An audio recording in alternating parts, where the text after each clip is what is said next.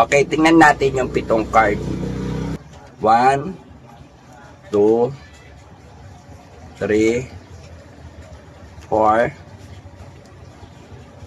5, oy, may tumalon, 6, 7, ayan, 7 cards, no? Titingnan natin ang 7 cards.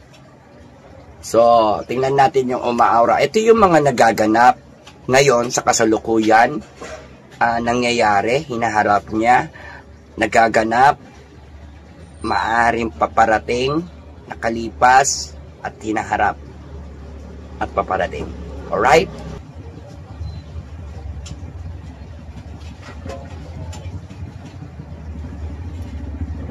Eto, hindi ko alam, ha? Eto kasi sinasabi sa kasalukuyan, iniisip niya na siya ay pinanganak na swerte. Swerte naman talaga na siya ay pinanganak, si First Lady Lisa Marcos, no? Since born, ano? Pero sinasabi rito, siya ay sisikat, no? Maaari din siyang sumikat at merong isang bata na anak niya na sisikat, no? Pinasisikat. At maaari rin itong pag-aalalahanin niya. Subalit siya ay magkakaroon ng pag-aalala sa kanyang anak. Parang meron siyang inaalala ng anak. Ayan, na kilala o sikat. Ayan, siya ay nag-aalala sa anak niya. Ayan.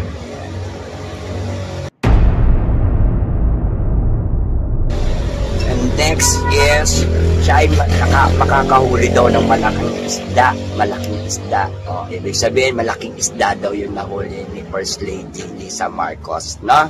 Yan yung tinatawag na malaking isda. Ibig sabihin, pag sinabing nakahuli ka ng malaking isda, alam nyo na yon kung anong ibig sabihin, ha? Ayan.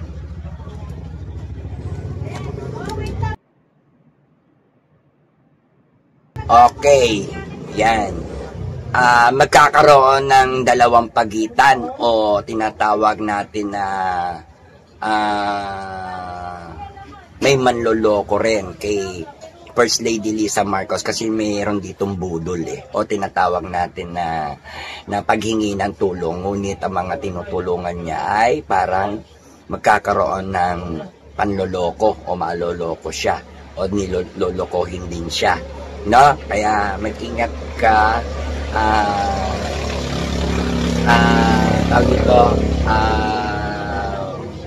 First Lady Lisa Marcos, kasi dito sinasabi ikaw ay magkakaroon ng pagkakamali o balanse sa mga taong hinaharap mo o tinutulungan mo o pinakikiharapan mo. Dahil sinasabi dito ikaw daw ay mabibiktima ng panloloko o maloloko or tinatawag natin na mabubudol din. No? At tinatawag dito na maaari ka rin magkaroon ng malaking pagsisisi o pagharap sa pangyayari na pagsisisihan mo dahil sa iyong mahilig na pagbibigay, hilig na pagbibigay. Ayan. Yeah? Nag-ingat kasi siya ay mabubudol din o kaya tinatawag natin na maloloko o lolokohin si First Lady Lisa Marcos. Maharap siya sa mga timbangan o balanse, no? Maaari siya ay magkaroon ng paglilingkod. Ayan. O pagsisilbihan. Ayan. Yung kaloka.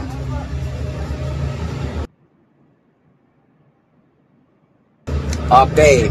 Art bro, malaki ang magiging problema mo. Ano? Ingatan mo rin yung puso mo dahil ikaw ay magkakaroon ng matinding masakit sa dibdib. No? Tinatawag natin kabiguan. Yan. Si First Lady Lisa Marcos ay magkakaroon ng matinding 3 pagsubok ng kabiguan. Ayan. No? Heart is, loss. Ibig sabihin, di maganda. ang kalagayan ng kanyang puso, no? Kaya ingat kung ano man ang pinapakita ng tarot card, sapagkat ito talaga yung sinasabi, kasi ito ay kabiguan sa puso, sa damdamin. Yan, marami ka kasing maraming nananakit ng iyong puso, na maraming nananakit ng puso mo.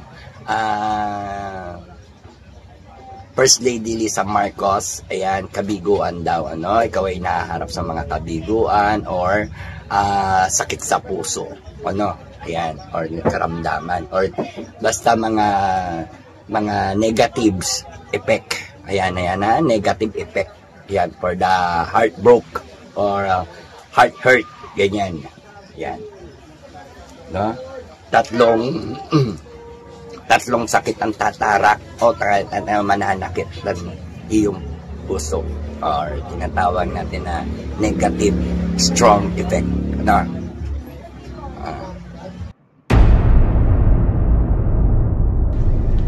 Okay, magkakaroon kayo ng pulong-pulong o tinatawag natin na reunion.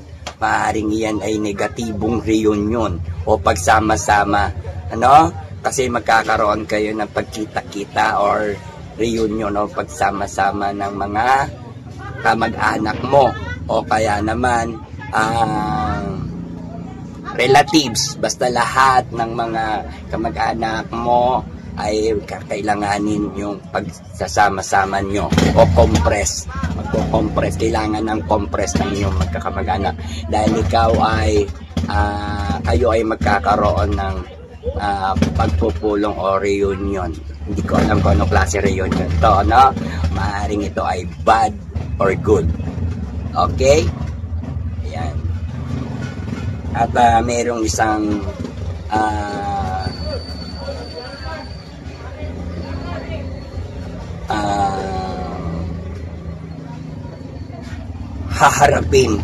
meron kang isang haharapin na responsibilidad, no, dito, kasi merong ibig sabihin bibinyagang bata. The means of situation is in meron kang haharapin o maoobliga ka dyan sa sitwasyon na yan.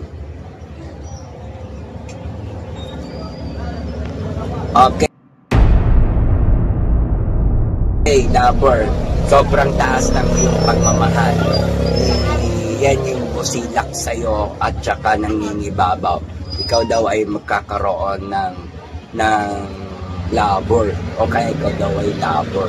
So yan, hindi ko alam kung anong ibig sabihin itong lover mo, na pwedeng positive, pwedeng negative, dahil 50-50 yung saya at lungkot mo. Kaya dito sinasabi nangingibabaw yung iyong pagmamahal, or maghahasik yung pagmamahal mo, or mataas na enerhiya. Dahil dito sinasabi ikaw ay may lover or mataas ang enerhiya na lover mo, lalo na sa mga minamahal mo sa buhay, at saka yung mga taong minamahal mo at mahal. Hindi lang naman porket sinabing lover a relationship na yan, ano. That is the means of power of love, or tinatawag natin na means of love, no, na personality ng isang tao. Okay? That depends the target. Okay?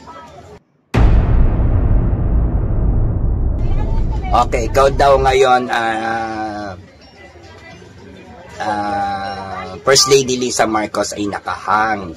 Ibig sabihin nakabaligtad, nakahangman ka. Ibig sabihin lutang or nakabaligtad ang inyong pag-iisip or kalagayan. Baligtad daw ang iyong kalagayan ngayon, at ikaw ay nakatuwad, o parang tinatawag natin nakabinbin, o tinatawag natin na ikaw ay nakahang, ayan, or nakatiwarik, no? Pero gusto mong patunayan sa kanila na mali sila sa kanilang mga inaakala, ngunit sinasabi mo naman na sinasabi nila sa iyo lahat ng panghuhusga o pag-judge. Pero dito sinasabi ang totoo ay ikaw ay nakahang or lutang ang iyong isipan at maaaring nakatiwari ka o malalagay ka sa di magandang kalagayan. Kaya mag-iingat ka, malinaw na sinasabi ay makukuha mo yung pagtitiwarik or malalagay ka sa di magandang kalagayan. Kasi ito the hangman. No? Kayo na ang bahalang mag-isip ibig sabihin itong the hangman kasi napakalawak ng mga ibig sabihin nito at sinasabi dito. No? Basta nakahangman, nakahang, nakatiwarik,